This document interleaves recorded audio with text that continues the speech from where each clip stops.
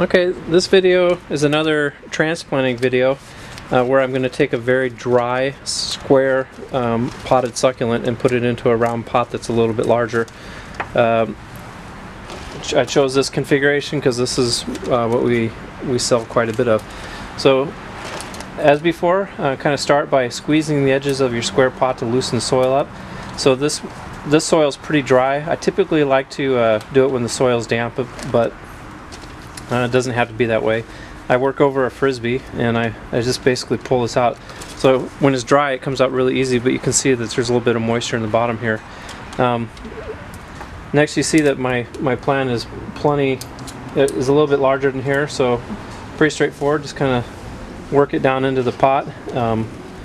Backfill with some soil. The soil that we use comes from a nursery. It's basically cactus and succulent mix, and then I like to add about 25% of peat moss. And what that does is it allows my soil to retain moisture a little bit better, and for us growing the plants from cuttings, it makes it a little bit easier on our watering cycle.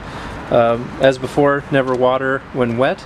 Succulents like to be soaked and then allow the soil to dry completely before watering again.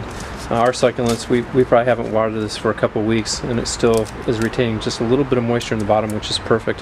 So that's it for planting a square succulent into a slightly larger round pot.